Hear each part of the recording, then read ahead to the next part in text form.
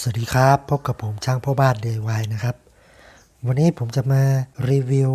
สกรูปลายดอกสว่านนะครับซึ่งสกรูอันนี้ผมสั่งมาจากในเน็ตนะครับราคากล่องเนี่ยอยู่ที่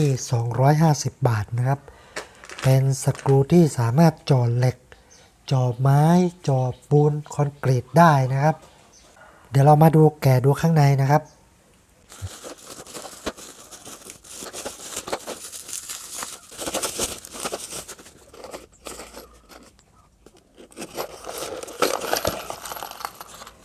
นี่นะครับเป็นสกรูปลายดอกสว่านนะครับตรงปลายเนี่ยมันจะเป็นดอกสว่านนะครับเนี่ยมันสามารถเจาะทะลุเหล็กได้นะครับเจาะทะลุไม้ได้นะครับอันนี้ผมสั่งมาขนาด2นิ้วนะครับ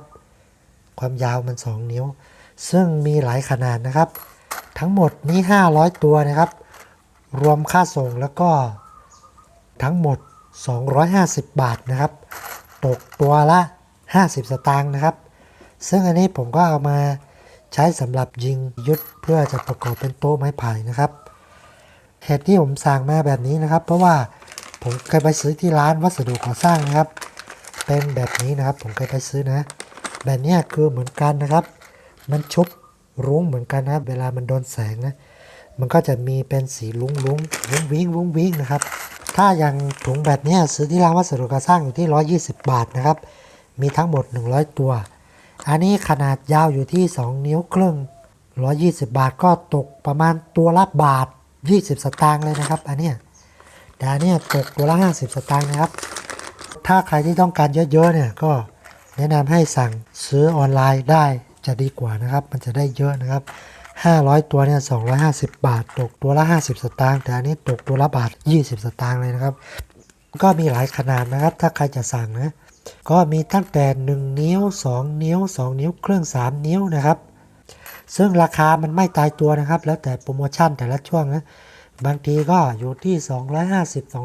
280 300อะไรนี่นะครับแล้วแต่รวมส่งนะแต่ที่ผมซื้อนี่คือได้ราคาช่วงลดราคานะครับโอเคครับก็ผมก็มารีวิวให้ทุกท่านดูนะครับใครที่สนใจสกรูปลายดอกแบบนี้ก็สามารถหาซื้อได้นะครับตามลิงก์ที่ผมแนบไว้ใต้คลิปนะครับเนี่ยที่ผมเอาไปใช้นะครับใช้ทำโรงเรือนแล้วก็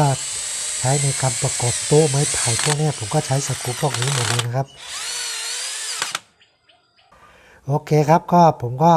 มาแนะนำสกรูแค่นี้นะครับแหล่งซื้อสกรูถูกๆนะครับก็ประมาณนี้นะ